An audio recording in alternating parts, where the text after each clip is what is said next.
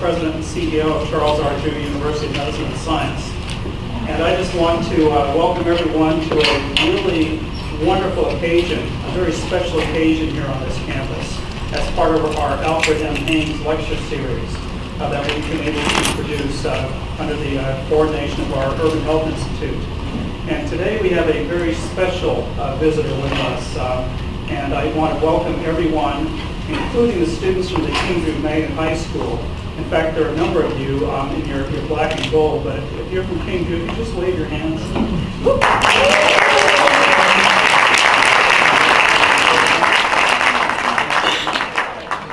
Any other high school students here, by the way? Okay. So I just FYI, I always tell the students from King Drew, our campus is your campus, and you should always feel that way about it. So anytime you're on our campus, don't think of yourselves as guests or visitors. Think of yourselves as part of our university. The reason we do the Haynes Lecture Series is so that we can connect people with what's going on in today's world and what's happened already to lay the foundation for today's world. And that's why our special guest here is just so important. But before I go into a formal introduction, I want to recognize some of the VIPs who are here with us as well as our special guest. And the first person I want to introduce is also an ambassador, somebody who is responsible in large part for Ambassador Young being with us today. And this is our former ambassador to the country of Tanzania, Ambassador Charles Still.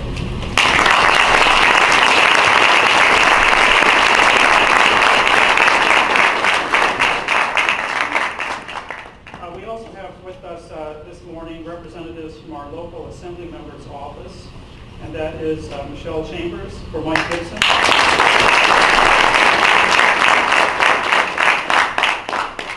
Thank you very much for being here, and I know the assembly member is going to be on campus later on this week, so we're looking forward to that as well. Yes.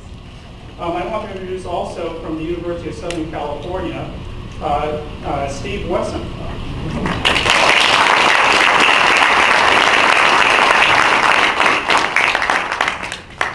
And his brother was actually on our campus just last week, City Council President Unheard Wesson. And then finally, of course, we have the principal of King Drew Magnet High School as well, Reginald Wilkins.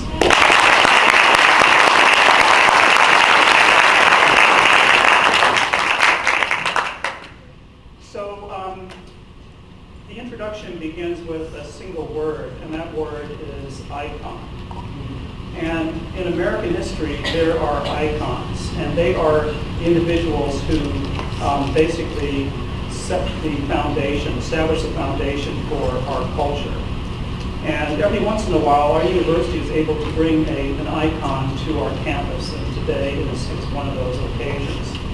And I'm referencing our guest speaker, Ambassador Young, who is here with us this morning. This is a tremendous pleasure, and it's really a very significant thing, because when you think of Ambassador Andrew Young, you think of civil rights. How many of you saw the movie Selma? Ambassador Young was in Selma. Many of you, I think, recognize that. He was born in the great Crescent City of New Orleans, one of the transformative cities in American history, but did not spend most of his life there, because he became after going to college, where he went to Dillard University and then Howard University. I received a divinity degree from Hartford Seminary, and spent some time in school at the University of Southern California as well. I don't know, Steve, if you did that. Okay. Ambassador Young is a Trojan. I'll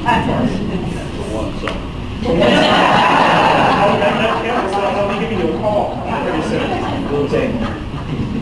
But then he went up into the ministry, and that's where he first met another icon, the Dr. Reverend Martin Luther King Jr. But before that, he and Dr. King shared something in common, because they were both devotees of Mahatma Gandhi and the principle of using nonviolence for positive societal change. And this is something that brought them together. And then, of course, Ambassador Young went into the civil rights movement.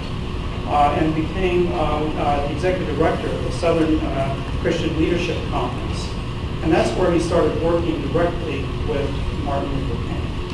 And they've worked since about 1960 really directly together, becoming the engine that really transformed this country and beat down the vestiges of discrimination and prejudice and forged, I think, where we are today. In fact, in many ways, led to the creation of this university. And Ambassador Young was there on that first march on Selma Bridge when all the violence broke out. And he stayed with Martin Luther King for years after that. Indeed, he was with Martin Luther King on April 4th of 1968, a little bit less than 5 months away from 50 years ago, when Dr. King was assassinated. And I will say it was Ambassador Young who was holding Dr. King after that shooting and noted that he was still alive, that he still had a pulse. And of course, Dr. King was taken to a hospital where he was attempted to be resuscitated, and resuscitation failed. So we're talking about two of the most significant icons, some of the most significant icons in the history of the United States. Your school, of course, is named after Dr. King and Dr. Drew. Ambassador Young then went on to continue his leadership role, becoming a member of Congress, serving Georgia, representing the Atlanta area. Went on to become the United States ambassador to the United Nations, the entire United Nations. Went on to become mayor of the city of Atlanta. Went on to become a gubernatorial candidate for the state of Georgia. Went on to do so many things, including establishing the Andrew Young Foundation that he still runs today. So with this type of foundation, I just want to again recognize an American icon, an African American icon, somebody who is so prominent that in many ways he transformed the world. And later on we're going to be talking about some of these efforts as we go into our discussion phase. But I just want to again recognize how proud we are to host Ambassador Andrew Young here at our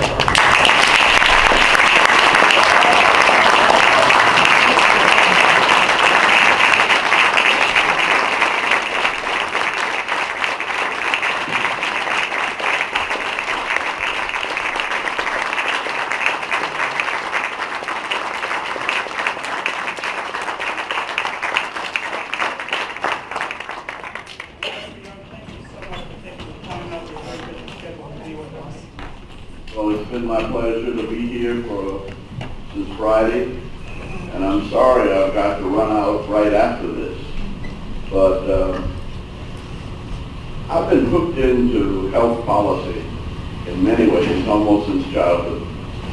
And one thing that didn't get in my biography was that in Atlanta we have Georgia State University, and there's a school of public policy with about 4,000 students in it. And part of that is the Department of Health Policy. And I brag about them because the Dean of Health Policy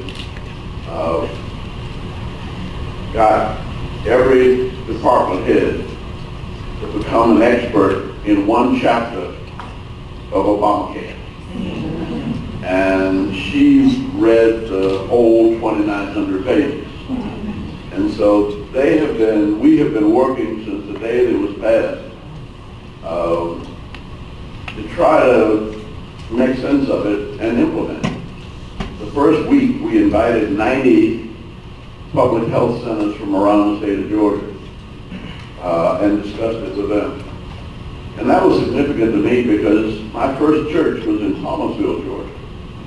And my first child was born in a Hill-Burton Hospital in Thomasville, Georgia. And I remember because I wasn't making but $190 a month. didn't have any health insurance. So I'd saved up $50 for my baby's birth.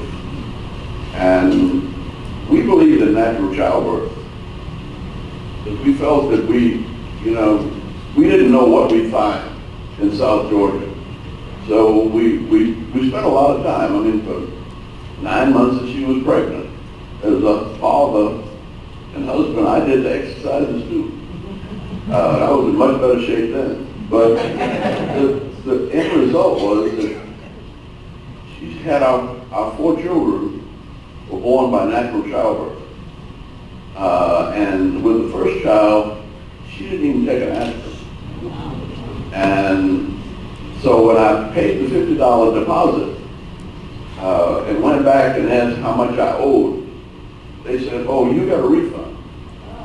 They gave me $18 back. My first child cost $32 and 9 months of exercise with natural childbirth. So I think you need to consider health and health policy, not a career or a profession, but an adventure. And the best place to practice it is in your own life. And keep yourself healthy, because I was not a good student. And I figured I goofed off the first 20 years of my life. So I had to find a way to live to 100 to make up for it. And I'm pushing 86 now. But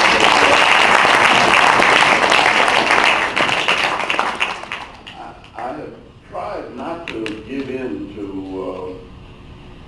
human frailty. And because you never know, Dr. King used to say, "You're going to die." That is the ultimate democracy. We are all going to die. There's no question about that. The question is, you don't have anything to say about when you die, where you die, how you die, but your only question is, what is it you live for? And that will define the meaning of your death. So that you should find something that you're willing to risk your life for. And it almost doesn't matter when death comes, because you really can't be free unless you overcome the love of wealth and the fear of death. If you love money, they can buy you, sell out. That doesn't mean you don't appreciate money or respect money, but you can't love money, and you can't fear death.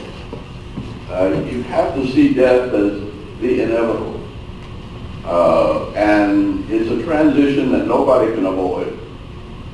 So be ye also ready, because you know not the day nor the hour. But you don't have to rush it. And that means your health determines the quality of your life. And you don't get but one body. And the better care you take of it, the longer it will last, the less it will hurt, and the more you can do with it. Let me say to the young people that everybody knows Martin Luther King as a kind of a saint and a prophet, and they see him, pronouncing, "I have a dream." But Martin Luther King grew up in the Butler Street YMCA, so he was also a gym rat and a very good basketball player. And even though he was short, about my size, he was very quick. And he always liked to play basketball down in the low post. We said, "What are you doing down there as short as you are?" Well, because he was quick and because he could shoot equally as well with either hand, he was a formidable basketball player down low, because he picked you. And he was also a very good pool player, because the YMCA had pool tables. And when we were in the civil rights movement, we used to have pool halls. Pool halls used to be where the brothers hang out. And he'd always go in pool halls, act like he didn't know what was going on. Can I try that? And then he'd run the tape. So I think you have to think of him as just like you, but who put himself in a position for God to use him. change the world. And you never, be careful because it might happen to you. The present mayor of Atlanta, I slapped him upside his head when he was about 10 years old. Because he had a funny kind of haircut, about like yours. And I said, fool with your hair, I hope you're fixing your mind too. And he got mad. And his mama said, that's the mayor of Atlanta. And he said, damn, if he can be the mayor, I can too. And he started set out at about 10, thinking he could be the mayor of Atlanta. And I ran into him again when he was a student at Howard. And he was trying to run for president of the student body. His campaign was that Howard University students were privileged. And they didn't think enough of people who were as smart as them, but who couldn't afford to go to college.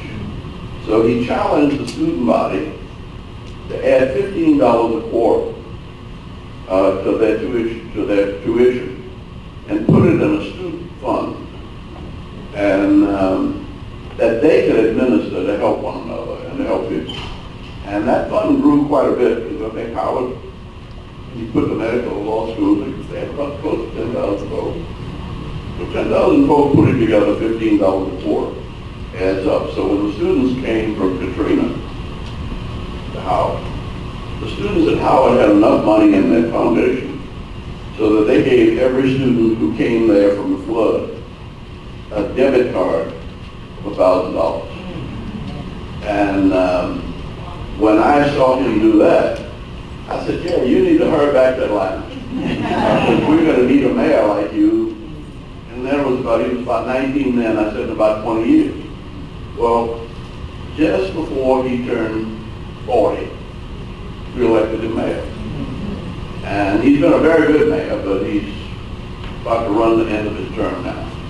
But he's working with your senator, I think, trying to help her to define the issues of the nation and the world, and if not as a candidate for president, a voice from the people of California, and that will help define the issues that we face in the world today.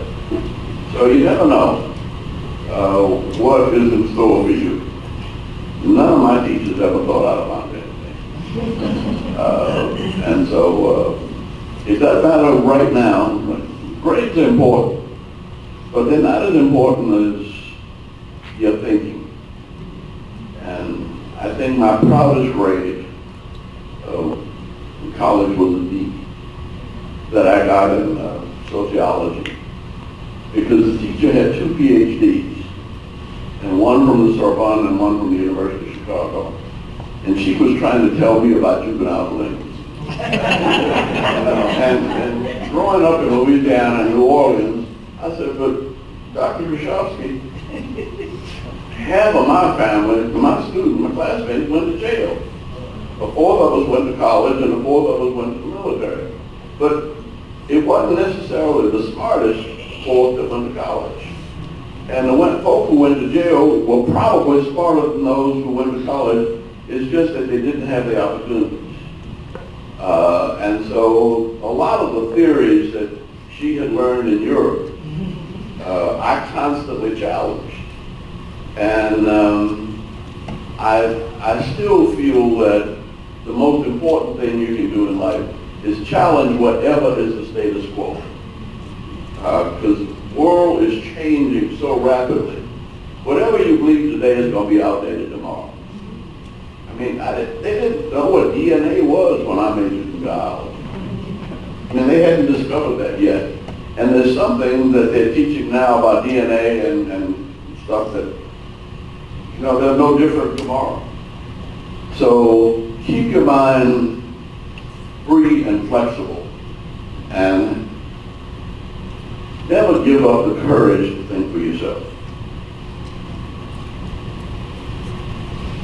Well, we're doing this as a conversational session, and I promised the ambassador that I would start my part of the conversation with a kind of a slow pitch question, and some of you have heard me say this is coming up, so here it goes. But before we do that, let me also say that we will have a chance to take questions from the audience, so you might want to think about the question that you want to ask Ambassador Young. So along those lines comes recognition, and Ambassador Young is recognized all around the world. But he's the only person that I know that actually has a commercial jetliner airplane named after him. Delta Airlines out of Atlanta, Boeing 767-300. I want to ask the ambassador, have you ever flown on that plane? I haven't. And I'm not the only one, though. There's one for Hank Aaron, and one for Joseph Lowery, who's president of SCLC. I think that there again, I got respected by Delta Airlines because I disagreed with them. And when I was running for mayor, they told me, and this is the old guard, they said, look, we have no intention of being international. We're a regional airline with a few national routes. And I said, that's what you think. And so when I got to be mayor, I started building an international terminal. And they hired a McKinsey consulting company to do a study. And their study said that we didn't need an international terminal, we couldn't afford it, and nobody was interested in it. But I knew better. And so I had been working with, Swiss Air, Japan Air, KLM, which is from Holland, and Lufthansa from Germany. And I figured we had to be an international city. And because there's no money in Washington, they're in debt.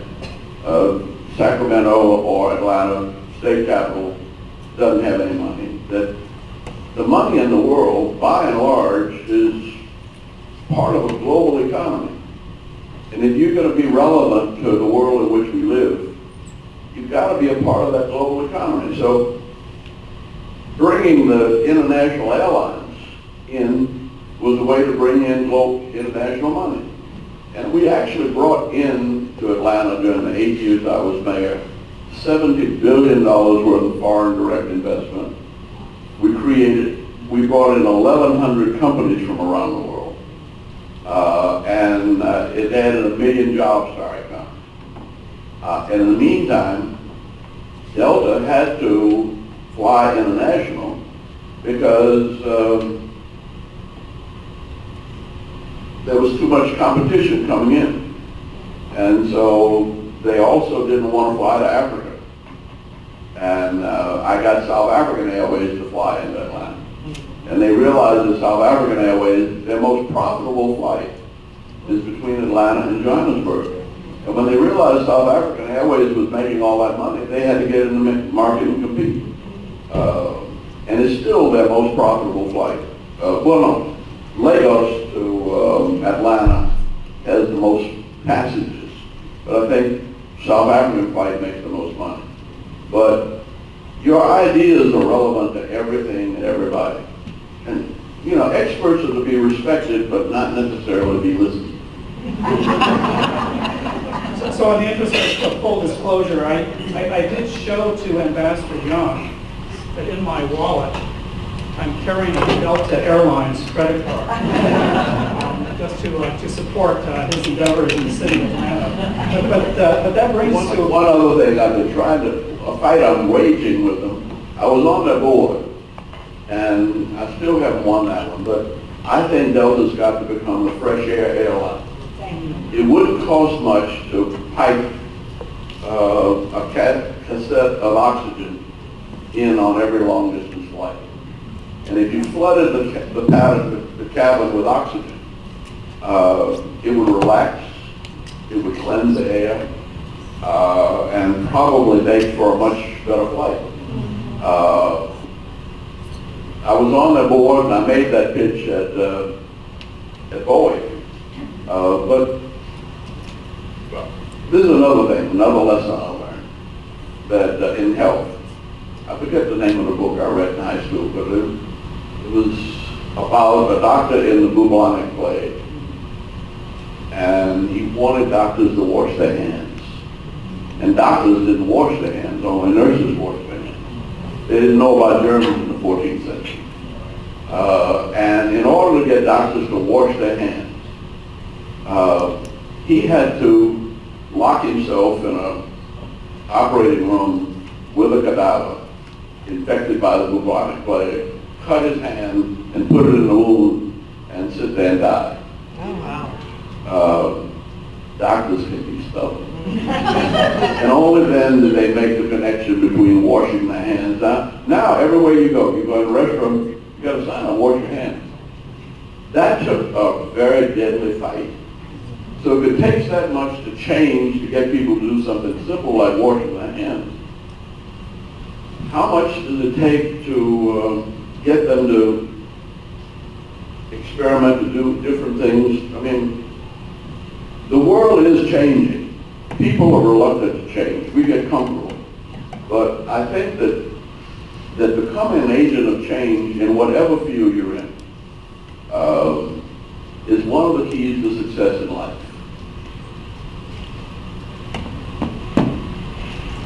Let me come back to something you were touching on earlier.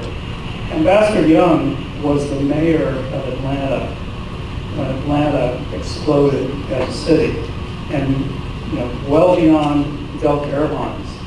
One of the things that he did was plant the seeds for the 1996 Olympics in Atlanta. But what was it like being mayor during that era? Well, actually, by the time we got the Olympics, I was no longer mayor. But I really got that from Tom Bradley. And Tom Bradley said that you can bring the Olympics to Atlanta, like we did to Los Angeles, but you've got to do it with volunteers. And that means that you can't make any money on it. That you have to be the volunteer. And so we were able to do what Los Angeles did, and we had, I think, the largest Olympics ever, with the most countries, the most events, and the largest amount of money raised independently through the Olympics. And we had $2.5 billion. But we also made sure that minority and female-owned companies got 41% of the dollars that we paid.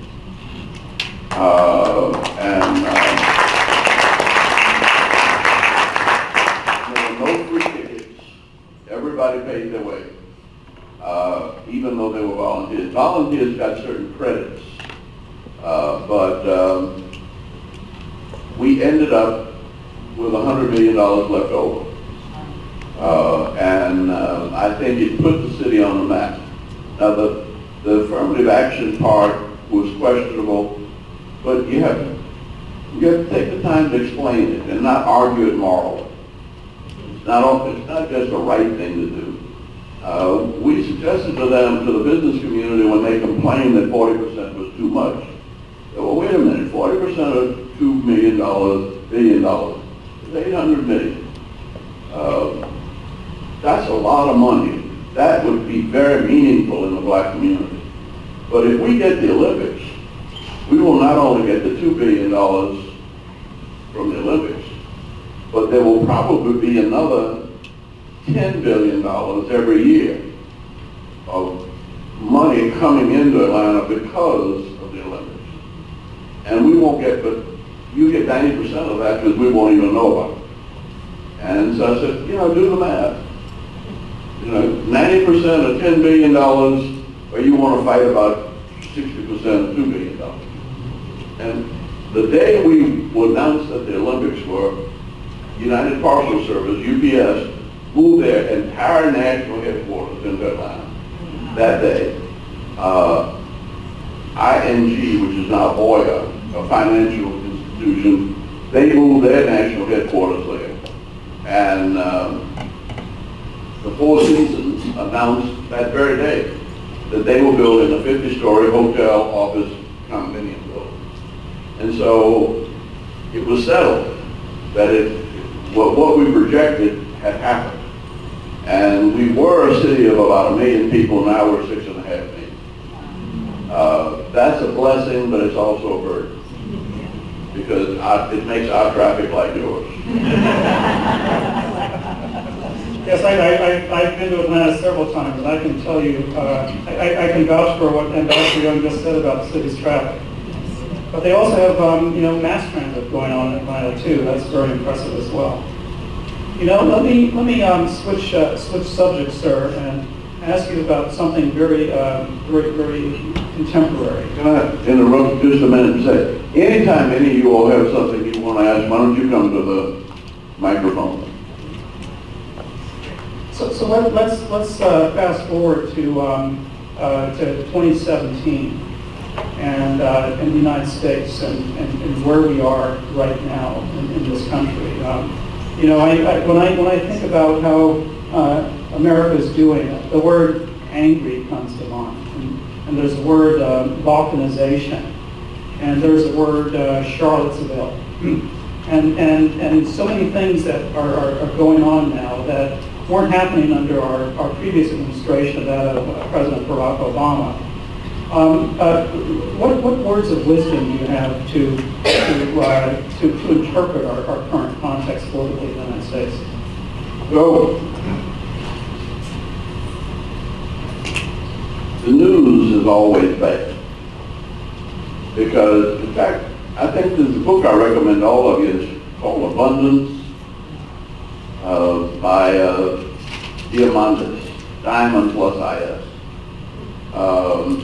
And it's $9.95 on Amazon. But you would need to read it because it talks about why we're the way we are. And he blames it on our biology. That the earliest formation of the brain was to protect us from the wild animals. And so the first part of the brain that was formed was the part to make us fearful. And so that instinctively our basic genetical path is to be afraid of danger and to react quickly, which was necessary in primitive times. But later, the forms of the brain that develop more slowly give you reason, analysis, but that we're genetically composed to be fearful of anything new. But education and civilization helps us to develop the more complex parts of the brain. Now, your psychiatrist here can tell you more about that than I can, but that was the layman's view from Abundance. And 50% of the country has to have a consensus to change politics. And right now, 50% of the country is scared to death. Because even though the Bible in Revelation says, behold, I make all things new, nobody is prepared for anything new. We want things to stay the same and be comfortable. But things are happening. The world is in motion, and it does not stop. I keep a little globe on my desk that the vibrations in the floor just keep it slowly turning. And I remind myself all day long that the world does not stand still. And if you standing still, you're falling behind. Well, our country is falling behind because the majority of people are scared of the future. And the people who are afraid of the future are the people who think they have it made. And they're afraid of things new. Now, the truth of it is, Barack Obama caused this. Because Barack Obama was so intelligent, so disciplined, so superior, he generated an inferiority complex amongst poor white folks, particularly. that made them go out and buy guns. Because the niggas were taking over. Damn, this smart nigga is now the president of the United States, and compare him to Trump. Okay? You know, I mean, he's so cool. He's so disciplined. I'm sorry. This is that 21st century technology at work. That's another problem. That when I was elected mayor in 1982, we had 4 floors of mainframe computers that were the size of oversized refrigerators. And this little thing I got in my pocket has just about as much memory as the whole floor of those computers. And when I was in school, I had to get on a bus and go down to the Library of Congress to find a book. Now all I have to do is download it. And it comes from the cloud. What the hell is the cloud? I mean, really, I think I got at least 110 books in this thing. You know, and including 3 versions of the Bible.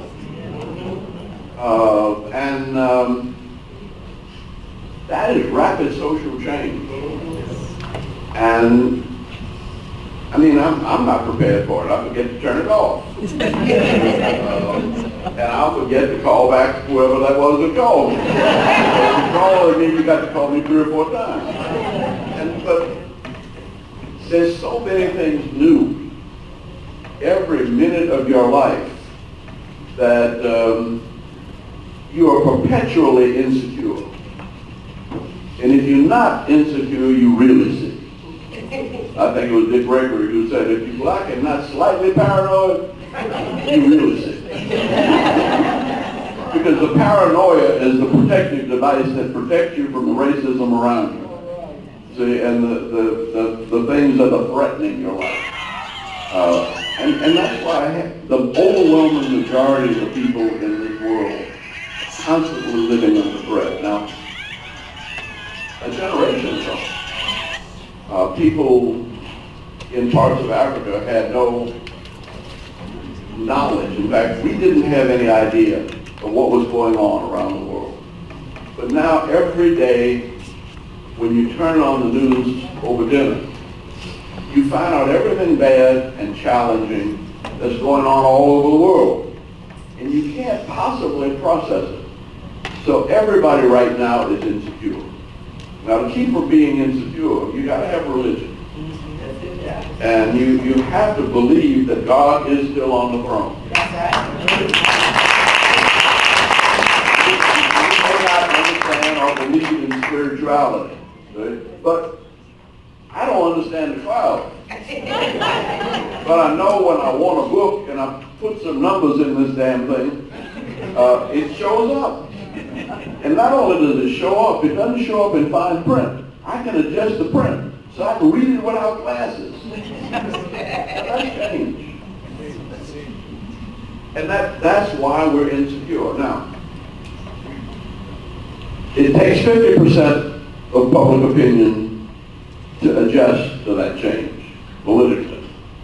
But economically, it only takes a few folks that are willing to put up some money and invest in an idea, and something like Facebook can go from nothing to being probably now back and forth with Apple is the richest company in the world.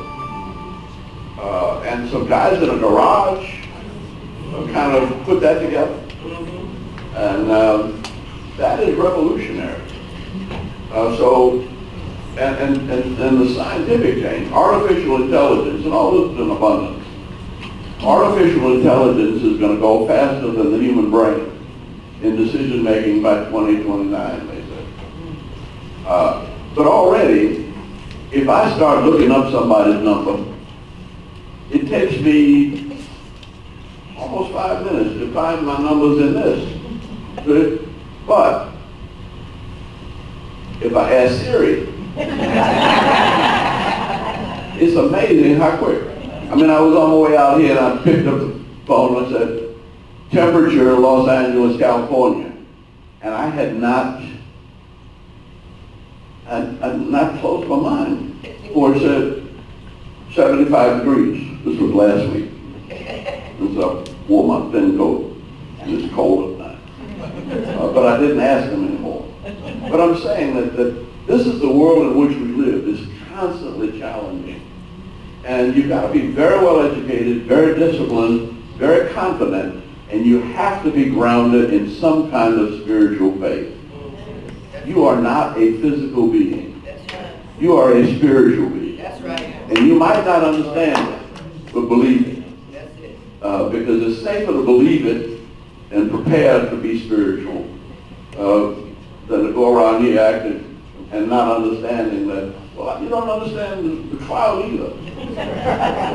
But like, the President asked me if I minded, he's going to mention that I was with Martin Luther King when he was assassinated. And I said, no, it's all right with me. I said, I got mad. And I didn't get mad with the guy who shot it. I got mad with him. He died and gone to heaven and leaving us in hell. But then I realized, here it is 50 years later, and he hadn't gone anywhere. It's just like he was across the hall hollering, Andy, do such and such a thing. And I got it done. I don't hear it out loud. He doesn't speak voices, but all these ideas I just shared with you, I'm not smart enough to come with that. But there is a spiritual reality that we're a part of, that you have to get comfortable with. And because I lost my best friend and my wife, it made me remember them. But then I remember my mother, and I remember things my daddy said. And the spirit world in African religion is never far from us. We've gotten so well, I don't know what we are. So materialistic. We don't want to believe anything we can't touch and see. And that was supposed to be the scientific method. But the scientific method, it doesn't explain what's going on in the world today. I mean, Elon Musk is talking about putting a car on Mars, revolving around Mars. What the hell they want to do that for, I don't know. But they can do it. And private space travel, and it was inconceivable to me. I drove to Los Angeles the first time, with no air conditioning, and was thrilled to get out here. But it was inconceivable back then that I would be able to hop back and forth in 4 hours.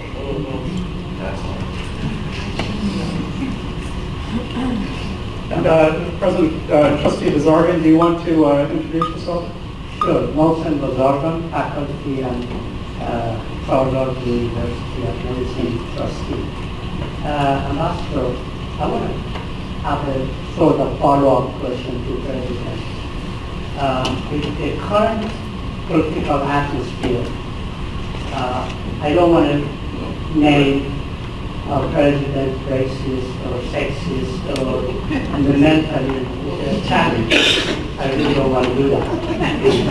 Anyhow, how do you, what is that HBCU, minority higher education institution and minority community could mobilize and put themselves together to change Well, we are together, see? And I learned I learned with my children in school that when you're black, you live in 3 worlds all the time. I mean, and I learned this from my baby daughter, who was in an integrated school, and when she was on the phone with some of her kids, from Southern white kids, she talked so Southern. And I knew she was talking to some of the white kids from school. When she was talking to the kids in the neighborhood, yeah, baby, when I'm going to you know, she was like rapping on the phone. See? And when she talked to me, she talked like I talk. So we grow up in 3 worlds. that's one of the things that makes us better prepared to deal with the world. Our president grew up in a sheltered white world where he was in control and he was protected from most challenges. Now, he doesn't know it, but his problem is that he is living politically in a national environment, but all of his business is in a global economy. And he's been very successful in the global economy, but he hasn't been able to make sense of it in the national economy. And so he does things that sound to us stupid if we know both. Like in Korea, he's talking about North Korea and making threats and things like that. But he's got 3 Trump Towers in Seoul. And if you get up in the top of one of those Trump Towers on a clear day, you can see North Korea. North Korea is closer than the Atlantic Ocean, the Pacific Ocean. And so it's inconceivable that we have a war. Now, we just got back from South Korea, but I got an honorary degree from a Presbyterian missionary school that also educated the grandfather of the president of North Korea. And the founder of North Korea was educated by Presbyterian missionaries. Now, the problem with that was all the State Department people went to Harvard. And they didn't know a doggone thing about Asia. They didn't. And they went to war. Kissinger had Mandela at the top of the terrorist list. And Augustino Neto of Angola, that I met with Gus Gill, one of your professors here, was also the son of a Methodist missionary. And when I asked Dr. Kissinger, had he ever met, say, Julius Nyerere, he had never met a single African president. And yet he was making decisions that cast Nyerere, and Nyerere was a brilliant intellectual who translated Shakespeare into Swahili, a teacher, so his students could read it. And Kissinger, he just thought that everybody black was communist and wanted to take over the world from us white folks, who obviously know all the right answers. And so there's constant challenge in the world between the global realities and a wall. And people voted for it. They believe a wall. We're not threatened so much by people as we are by ideas. We actually are running trade surpluses in relationship to Mexico. We make more money on Mexico than they make on us. And on the other side, Canada is we sell more to Canada than they sell to us. And so we couldn't get along without the Canadian economy. We talk about China. We are so much in debt to China that we can't go to war with Korea. The Chinese pulled the plug on our debt, and we're voting for more debt to give a tax break to people who are already a billionaire. That is trying to run a national economy in a global economy. And it does not make sense to think nationalistic. But that's what got Donald Trump elected. People who don't understand the world, trying to define the world from their little primitive neighborhoods. My brother. Hi, my name is Andrew Rinzer. I go back to high school. Slow that a little bit. Hi, my name is Henry Rinzer from Kingdom Medical back in high school. And I have a question for you and anybody here who wants to answer. How was it growing up in a black and white world at the time, not currently? Well, when I grew up there, it was wonderful. Because I was taught. I grew up in New Orleans, and there was an Irish grocery store in one corner, an Italian bar on another. The Nazi Party was on the corner of my house. And I was born in 1932. So at 4 years old, walking by this place where they were hiling Hitler. My father, who was a dentist in the neighborhood, said to me, look, these are white supremacists. White supremacy is a sickness. You don't get angry with sick people. You have to find a way to help them. I'm 4 years old now. And he said, if you get angry with them, you're in danger of catching their sickness. So he took me to the Olympics, to the movie, to see Jesse Owens in the 1936 Olympic Games. Yeah, that's when I got hooked on the Olympics. At 4 years old, because my daddy used the Olympics and Jesse Owens to help me understand racism. He said, now Jesse, when Jesse broke the 100-meter record and became the fastest man in the world, instead of giving him his medals, Hitler got up and walked out and took all his stormtroopers with him. And my father pointed out to me, but now, Jesse didn't get upset. He was cool. He just went on and broke 3 more world records. He said, don't get mad. If you get mad in a fight, you lose the fight. And he used to box with me. And he'd tap me on the face and teach me how to bob and weave. Because he said, you have to know how to fight so that you don't fight. See? And if you know how to fight, you don't have to fight but once. But if you fight that once, make sure that the other fellow knows that he's in a fight. You can't beat everybody, but let them know that they're not going to mess with you without getting hurt too. See? And so, I mean, those are lessons you grew up with. But he also said, don't get mad, get smart. And if I get upset and start frustrated because I couldn't hit him and swing at him hard, he'd go upside my head. He said, see, you lose your temper in a fight and you lose your head. Don't get mad, get smart. Your mind is the most powerful weapon you have. You're not going to ever be able to do anybody. But most folks that get mad with you are going to get emotional. Yeah. And if you stay cool, you can win. Because your mind is what's going to make you the victor. Now, that was beaten into me, slapped into me from 4 years old on till I went away to college. And so when I went to work with Martin Luther King, well, I mean, it was Irish and Italian and German neighborhood. But then the worst part was I had to go down to, in the totally black community, where I was the only one that had lunch money.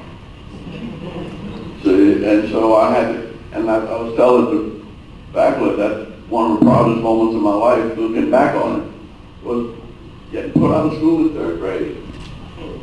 Because I was trying to relate to people who were poorer and bigger and badder than me, and I took the initiative rather than let them pick on me. See, you learn those lessons in the city. We had a lot of stray dogs. You don't run from a dog. You look him in the eye and you stay calm and you back off. If you run, he's going to chase you and bite you. Same thing true with white folks in the South. If you run, they're going to chase you. But if you stand, but man, look, they'll learn to respect you, especially if you don't fear. Now, same thing with police. I got stopped by police on the corner of my house because I was there. Actually, we were shooting dice on the street light, and the police stopped and they didn't say anything to any of the white boys. They said, "Hey, you, come in. What are you doing here?" I said, "I'm just watching them." And he said, "Go home." I said, "Yes, sir." And I went home. Not even arguing with him. He got a stick and a gun. And you really need to act like you don't have any rights. Yeah. You have to be cool, and you have to stand up for your rights at a time that you can win. You don't need to be suicidal. That's not cool. And that's why I said, it's all up here.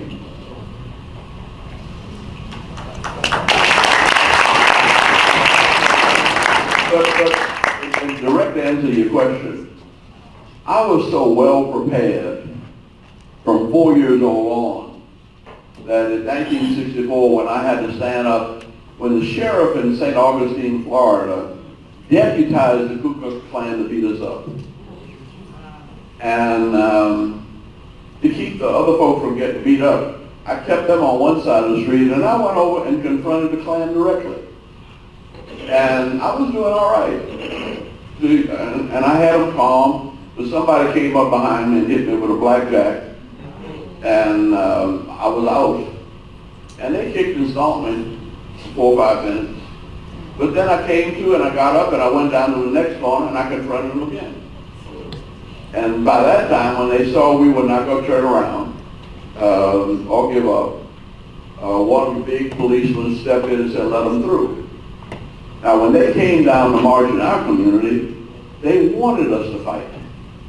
And the people were standing on the side of the curb, understood that there was a civil rights bill before the Congress, and they were filibustering it to keep from voting to pass it in 64. And nobody told them to do this, but these poor black folk in St. Augustine, Florida, when the Klan came down their neighborhood on a Saturday afternoon, started singing, I love everybody. I love everybody in my heart.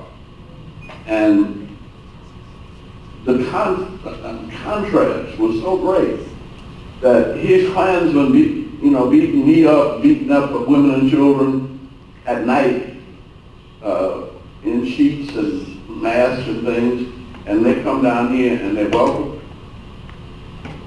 It was powerful enough to help get the Civil Rights Bill passed. But if we had given in and fought back, first we'd gotten beaten. But then violence would have defeated everything they were trying to do in the Congress. And so the thing about the South was, first we were prepared from childhood to deal with racism. And the second was that we organized it in such a way that we maximized our moral advantage. And we took advantage of moral power over against physical power. Good morning, Ambassador.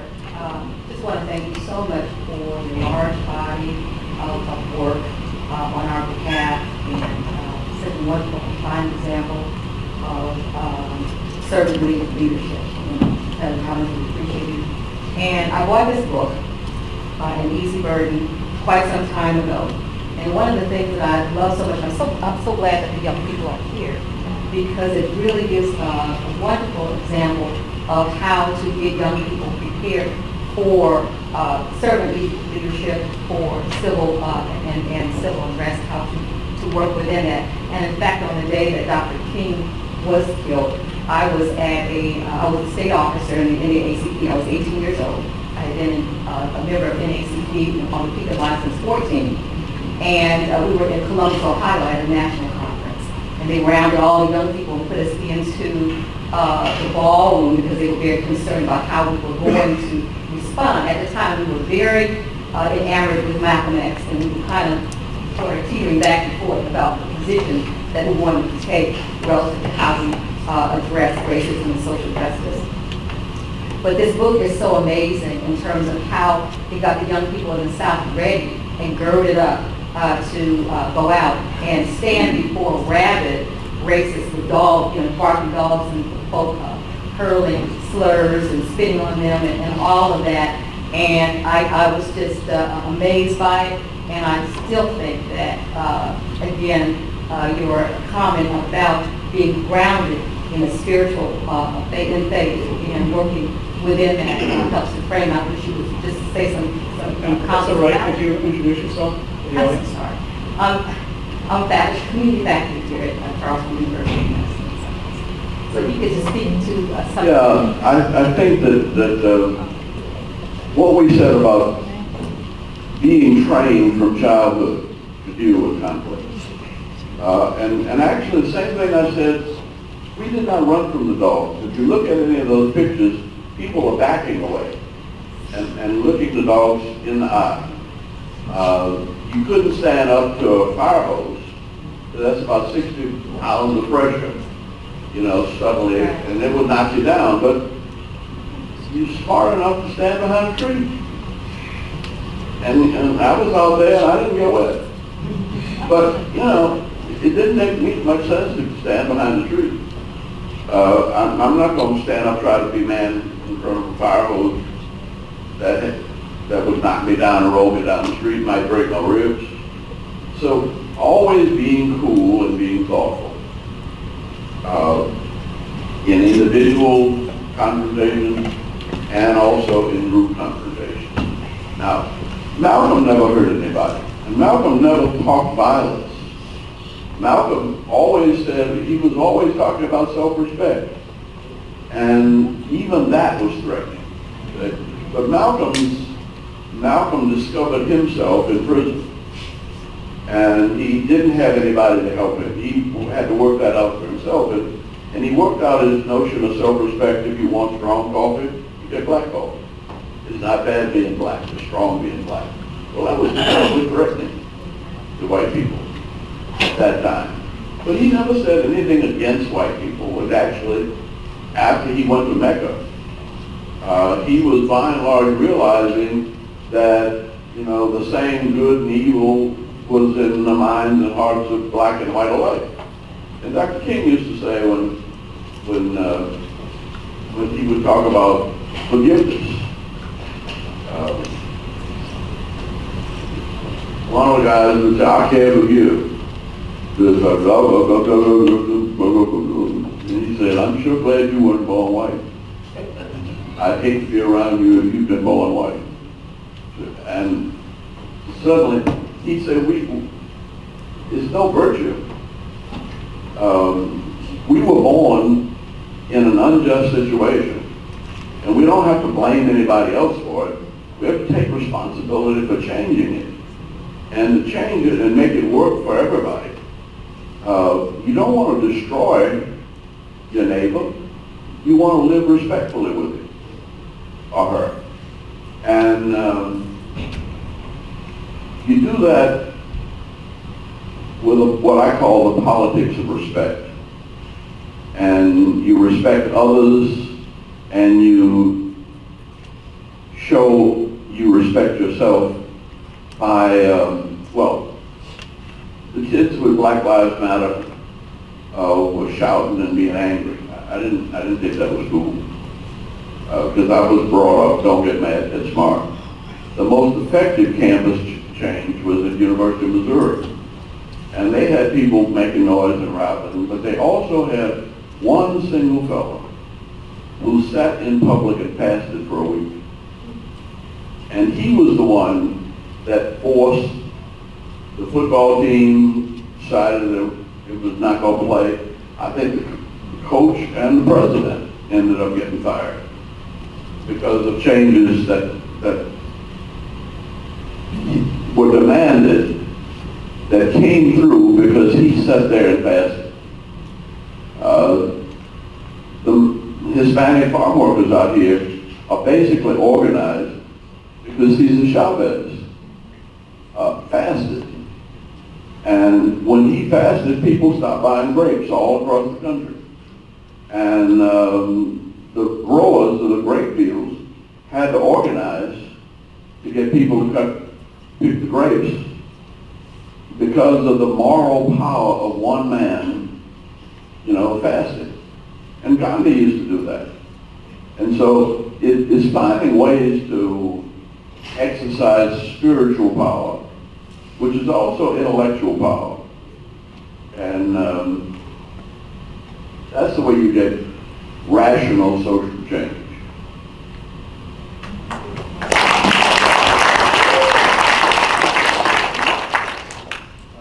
Hi, my name is Roberto Rodriguez, and I'm from Keynote High School.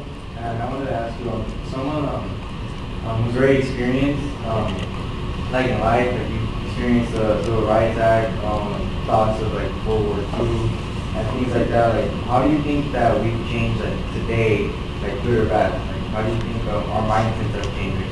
Like after Donald being elected, like a lot of my peers thought that there's still a lot of racist people and we're still very closed-minded. I was wondering what you think about that. Well, what I think is that freedom, justice is a process. And we are constantly getting better. But the better we get, the more we know and the more sensitive we get, and it requires that we get even better and stronger.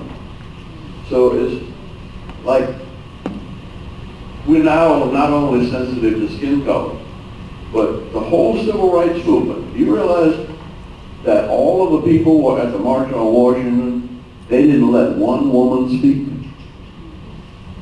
And there was a great woman right there in the meeting, Dorothy Height, National Council of Negro Women. But men were so self-centered and egocentric, and Dorothy Height was sort of like the mother superior, because, well, Martin Luther King, Roy Wilkins, the civil rights leaders were all young men in their 30s and 40s. Well, you got full of testosterone and ego at that age. And so the civil rights movement, the civil rights meetings were not necessarily civil all the time. But when they get out of hand, Dorothy Height would say, "Now, gentlemen, remember." And that was all she had to say. And she was sort of like, I call it a mother superior. Because she sort of managed the social process, the ego process. But they didn't let her speak. Now, who would think of having a meeting and not letting a woman speak? We're getting more and more sensitive to more and more differences. I mean, people used to be ashamed of being gay. Not anymore.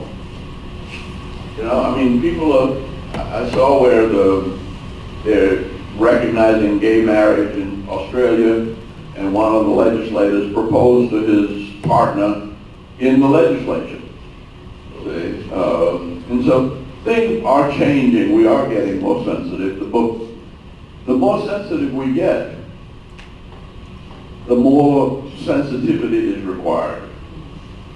And we all get to a point where, we're challenged by something new. And I don't know what it's likely to be, but all things new is a constantly changing environment. And so you always have to be open to evaluate what changes that there are and how you're going to respond to them. But that's what the education process is. And you have a good opportunity in school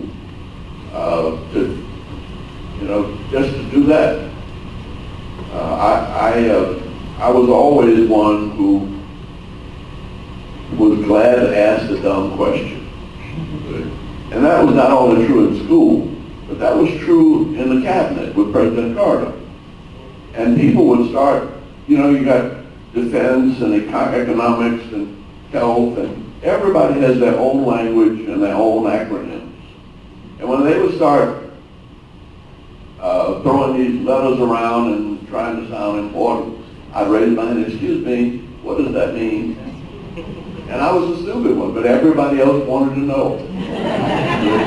Because, in psychiatry you use one set of acronyms, and in public health you use another, surgery uses another. And when we get together and we start using our acronyms trying to sound important, people don't understand what we're talking about. But if you don't stop them and say, "Wait a minute, can you explain that again? Can you break that down for me?" And that's what education is. Breaking down other people's ideas so we can understand them.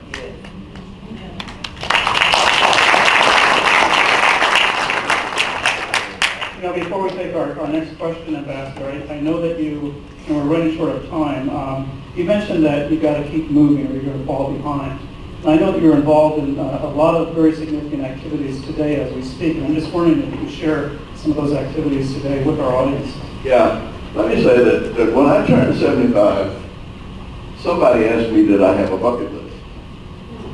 And I said, I probably do. I just never thought about it that way. That was when Morgan Freeman and somebody had the movie The Bucket List. And so I started thinking, what are the things that I wanted to try to accomplish toward the end of my life? And I'm a preacher, so I started thinking about the Bible. What is it they're going to ask me at the heavenly gates? And what are we going to say? According to Isaiah, did you feed, and Jesus, did you feed the hungry? Did you clothe the naked? Did you heal the sick? That means y'all can get in. And did you help set at liberty those who are oppressed? Or did you visit me in prison? Did you set both? And so I began to think, what is it that I'm trying to do that is related to that? And so I put it in sort of 5 categories and broke it down into specifics. What is it that I can do right now to feed the hungry? Well, you can't feed the hungry of the world with 8-9 billion people with food stamps. But you can with duckweed. Duckweed is something that grows all over the world, everywhere. I think it's probably what Moses discovered and called it manna from heaven. Because it's a weed, that little leaf that floats anywhere there's water, it grows around the surface. But I went down to Louisiana, where I come from, my father's home, and there was a guy that was cooking this duckweed. And it gives off ethanol. Well, ethanol is just high-grade moonshine. So he got it making moonshine. So I said, what's left? I said, what do you do with what's left? He said, I just throw it on my plants and use it as fertilizer. So I said, can I have some? And I got a Ziploc bag and filled it with the ashes that were left. We sent them away to the laboratory. Turns out that it's a 47.5% protein. Wow. Well, at the same time, there was an article in the newspaper attacking India. It says, saving the cows and starving the children. And that same week, I was invited to speak to a meeting of Hindus in Atlanta, the Jain Society.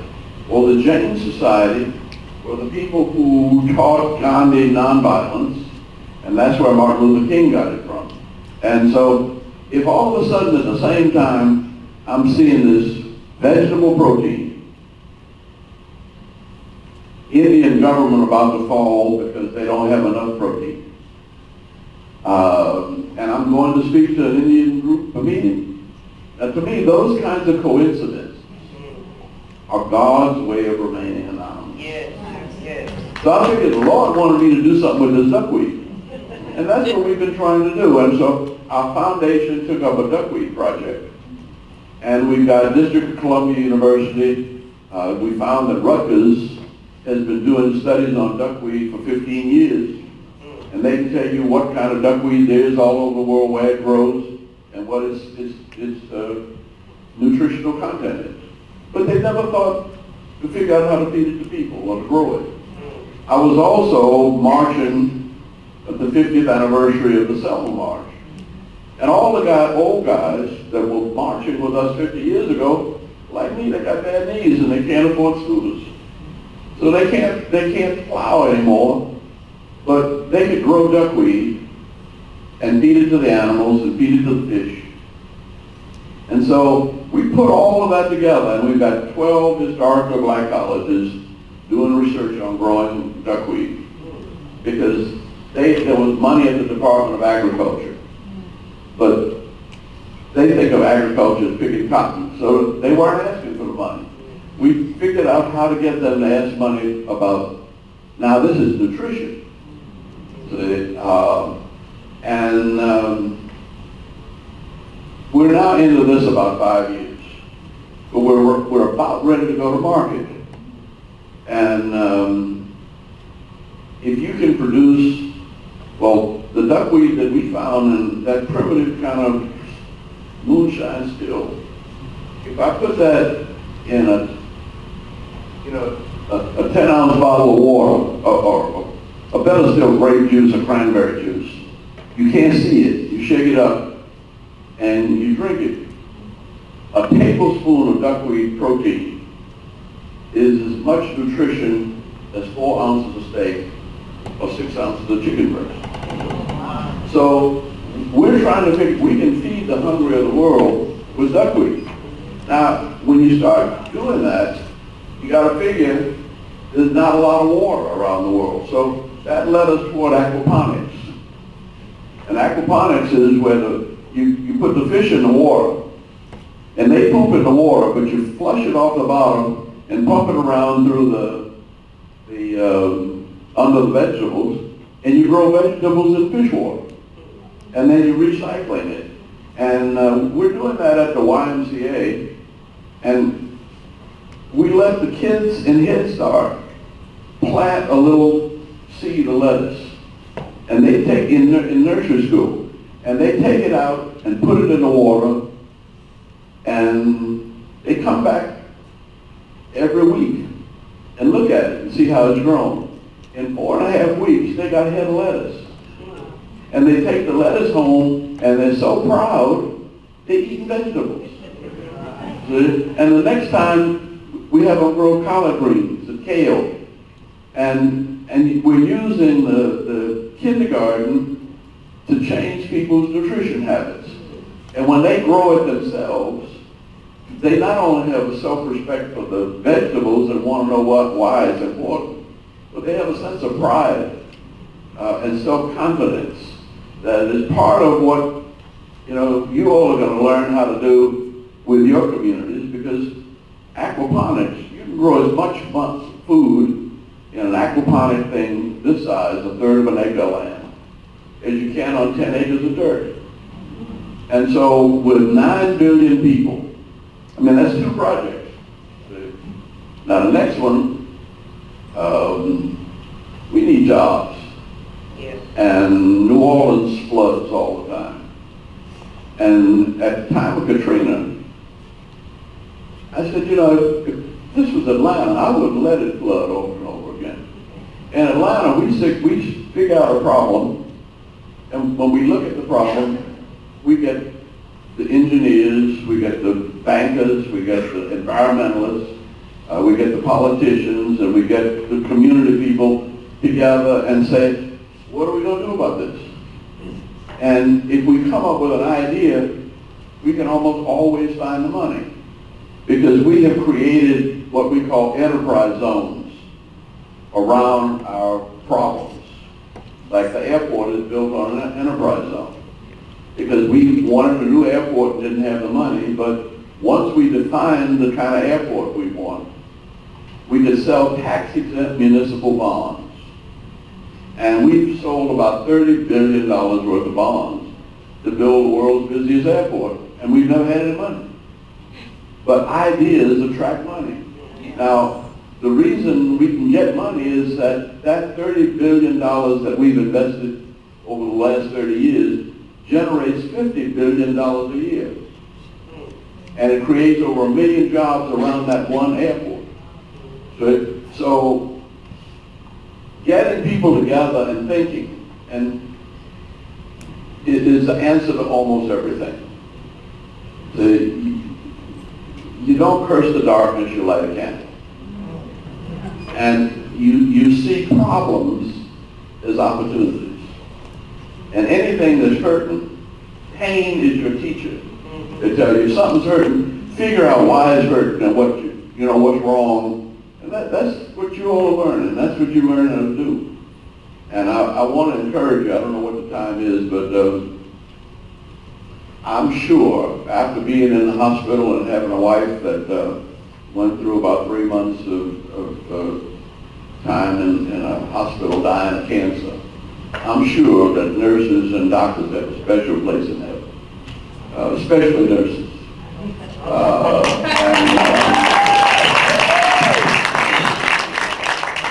So anything you can do to keep people healthy. That's right. That's healthy physically and mentally. Yes. And spiritually. Yes. Great is your reward in heaven. So since I'm 85 and figuring out I don't have but a few more years, I figured that my sins of my youth they'll forgive me if I'm feeding the hungry. They're not going to ask me about not going to church, or did I get drunk such and such a time, or did you feed the hungry? So you feed the hungry, you heal the sick, set at liberty those who are oppressed. Yes. You'll be all right.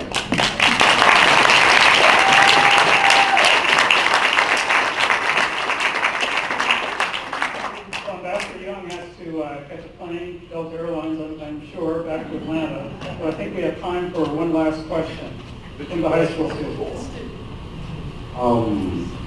What is your biggest economic, social, and racial change that we think will overcome or face? Well, I don't know. I think that there have been various phases. Okay? I think it was 1490 when they developed the printing press. And they translated the Bible into different languages. Almost everywhere they translated the Bible, you had a social and political upheaval, changed by progress. The United States of America was formed by the printing press.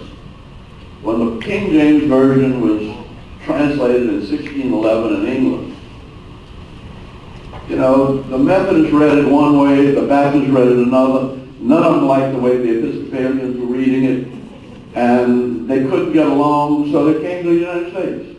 And they formed another country where everybody could read the Bible and think about it where they want to. All of that was started with the printing press. See?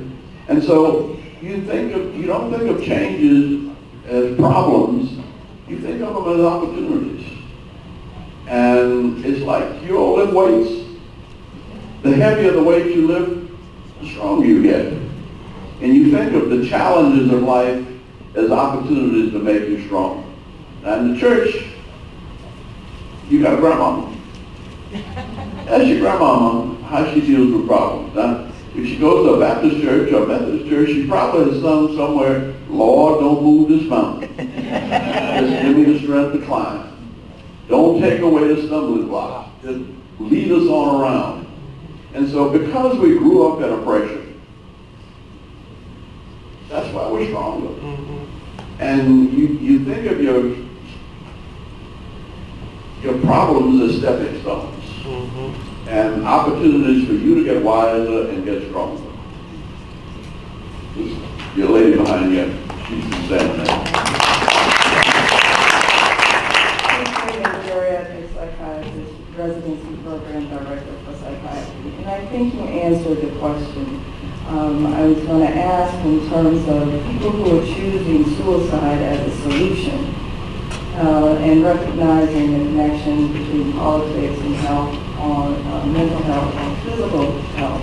What advice do you have or what ideas can you share with the youth as well as the providers to deal with the challenges of our political environment today? Well, let me start with something simple. I think your body is 70% water. So I shouldn't leave this here. Anytime I see a bottle of water, I should drink it. I mean, whatever's in you, toxic that you've accumulated, if you keep peeing it away, you can stay healthy. That's right. So health starts with fresh water. But I'm kind of messed up because I've been over, half a dozen, really 10, 20 time zones. And so I haven't been sleeping well. And so I really don't feel good. That's why I'm so sharp. I mean, but my pain makes me more alert. Okay? And so you think of your pain as your teacher. You think of water as 70% of your body, and particularly your brain. I mean, the first thing you have to do if you're feeling bad is rehydrate. You probably haven't been taking enough water. And the reason I think my wife takes aspirin all the time, or Tylenol or something. I said, baby, just drink the water. You don't need the pills. I mean, and the water is what rehydrates you, and that's what cures the headache. It's not that little pill. So water and sleep. Doesn't cost much. See?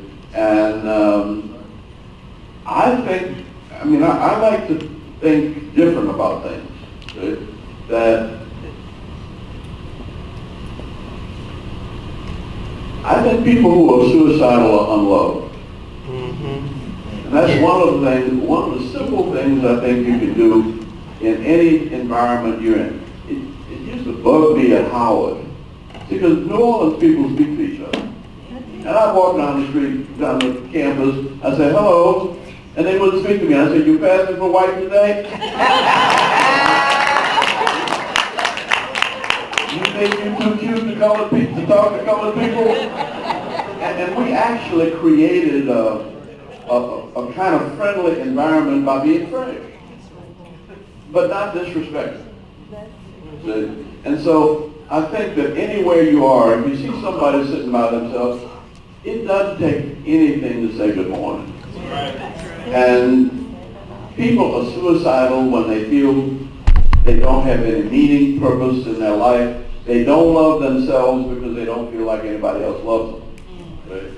And you're the psychiatrist, but I've been around psychiatrists a long time, and usually there's something that's happened in their life, you all say, that blocks them from respecting themselves. Yes, yes. And really it's related to guilt. That's why the best thing you can do is go to church, because Jesus will forgive you anything. That's basically what the Bible is about. And yes, all men sin and fall short of the glory of God, and women do too. That's right. Right? And, oh, you don't? That right there is the only unforgivable sin. The only unforgivable sin is thinking that you don't sin. And you don't need God's forgiveness. That is arrogance. And I tell my mother-in-law, who lives with me, who's 91, and when she gets all self-righteous, I said, but Doc, remember back when you were a little hot pants majorette?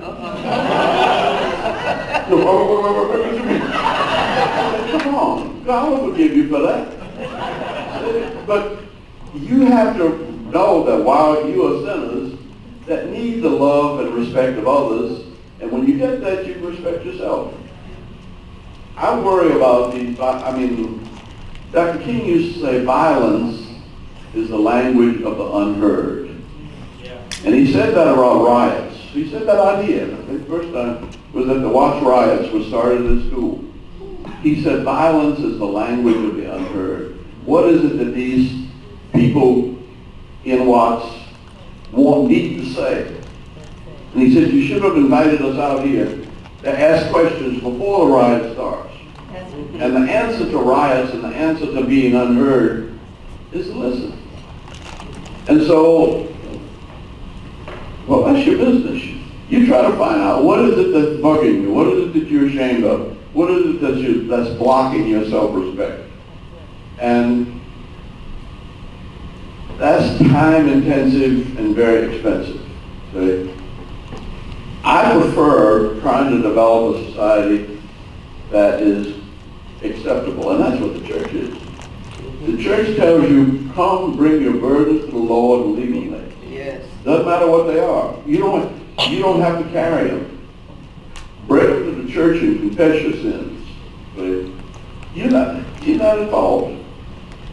And but creating an environment on your campus. When I go into, if I was in a class, the first thing I say at Georgia State University, which has grown from a little school now to 65,000 students, and that worries me, is that Howard was impersonal with 4,000 students. And growing up in a little southern town where everybody spoke to each other, and I came here to USC right after my first year at Howard. I didn't see a single person, not a single black person on that campus in 1948. And I speak to people and they walk on by. Well, I'd call them out at Howard, but out here I was intimidated. And so I left here and went back to Howard, but with 65,000 students coming from 120, 30 countries. somebody's got to be lonely. Yes. Now, my mama invited everybody on the campus who was from overseas to my house, Christmas, Thanksgiving, Easter. I mean, anybody that didn't have a place to go came to my house. And she not only was feeding them, she was giving me an international education. Yes. See? And when I moved out and went to college, went away to school, as soon as we left, my brother and I left, she brought some students in who didn't have enough money for dormitory fee, started living in my room. Well, I run into people all over the world that say, oh yeah, I know your mama. And they talk about gumbo and monkey bread. And I know they know my mama. So, and because she felt like she had to love the whole neighborhood. And they went to Dillard when it was straight college. And so creating a friendly, loving environment wherever you are is one of the important things to keep saying. And if you love yourself, it's easier for you to love others. If you forgive yourself, it's easier for you to give. In fact, it works the other way around. If you forgive others, it's easier to forgive yourself. That's it. Good. And if you can't forgive others, it's because you cannot forgive yourself. And that's not only that. You go back to Jesus. And I mean, Jesus was a great psychiatrist. Because the Lord's Prayer says if you cannot forgive, that's, after you say forgive us our sins as we forgive those who sin against us, it follow-up is if you cannot forgive others their sins, you cannot accept God's forgiveness of your sins. So the forgiveness of other sins is essential for your forgiving yourself. Well, it's time to get Ambassador Young on his phone.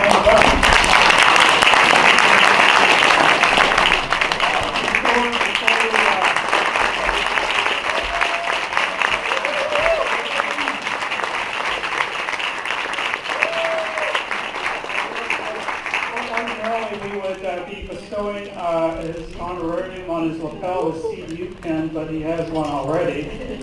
So in lieu of an honorarium, we have for him an award of excellence from the university. Sir. All right.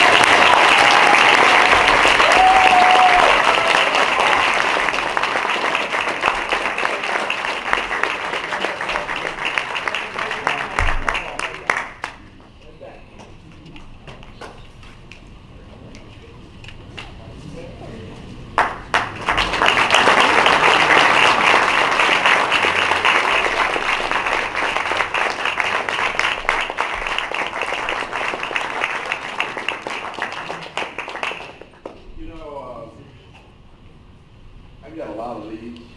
And what I used to do is take them home, and there's no more room on the shelf. And I'll lay them around till my wife puts them under the bed or in the closet. And I think that's not purposeful. So what I started doing a few years back was that I'd give them to somebody. And I started with my fraternity. I said, look, I don't need this. Put this up in your fraternity room and remind yourself of what I said. And young man, if you ask me those questions, you come up with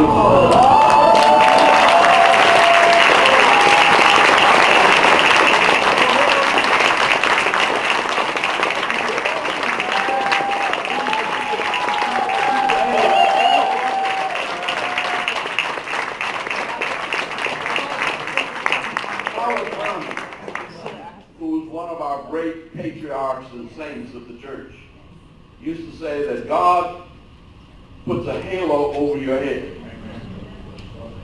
And your job is to grow tall enough to wear it. I like that idea. This says honoring Ambassador Andrew Young, presented December 4th, 2017. And I want to give it to you, and I want you to grow up and learn it.